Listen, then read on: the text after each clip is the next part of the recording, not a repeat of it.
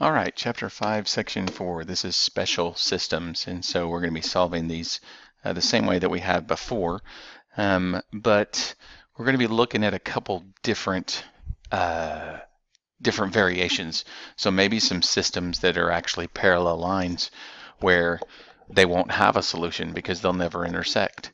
Or maybe we graph the same line over itself and we get infinite solutions. And so let's take a look at something like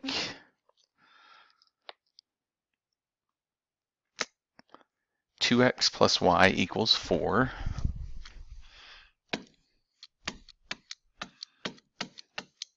I'm using the pen again because it seems like the board is responding a little bit better to it.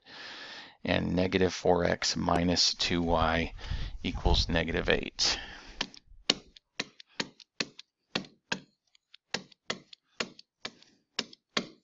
Okay, and so in these cases you can use you could use graphing, substitution, or elimination. I'm going to go ahead and use elimination because I believe it might be a little bit quicker. And so what's going to happen here is I'm going to go ahead and just do the x's. I notice that one is positive and one is negative, but one's a 2 and a negative 4, or the other one's a negative 4. So I'm going to multiply the top by 2. That's going to give me 4x plus 2y equals 8. And then on the bottom, I'm going to have minus 4x minus 2y equals negative 8. And you're about to see a whole lot of math going on right here. So the 4x minus 4x is 0. Positive 2y minus 2y is 0. And 8 minus 8 equals 0.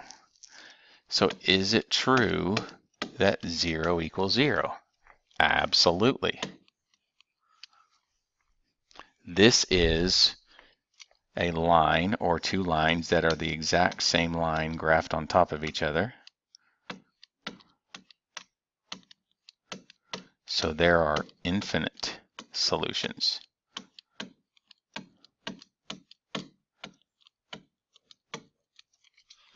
If I come out at the end with a number that equals itself, and it could be 4 equals 4, it could be negative 8 equals negative 8, it could be 25 equals 25. It doesn't always have to be 0 equals 0, but as long as that number equals itself, that is going to be infinite solution. And so I might get one that would look like this. Let's go negative 2x plus 4y equals 1.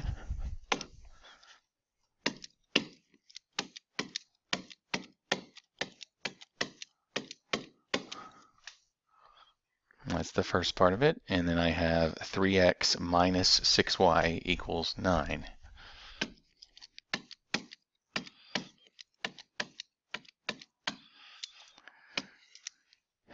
And so I'm going to have to change either the x's into 6's or I'm going to change the y's into 12's. I'm going to go ahead and change the x's into 6's. So I'm going to multiply the top one by 3 and the bottom one by 2.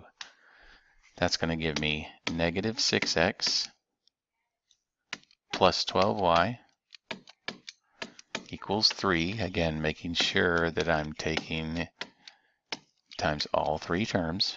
Then on the bottom I get positive 6x minus 12y equals 18. And in this case, look what happens again. My x's cancel, my y's cancel. However, in this case, 0 does not equal 21. So remember, in our last one, 0 did equal 0. That was infinite solutions. So if the number does not equal the other number, that's when we will have no solution. What that tells us is that these two equations up above are parallel lines. and they will never cross. They will never have a solution. So now we've learned three options. Either there's one solution where those lines cross one time, or there is no solution because they're parallel and they never cross, or we graph the exact same line or do the exact same line equation, and that way there are infinite solutions because that line is graphed on top of the other one. So those are the options: one solution, no solution, or infinite solution.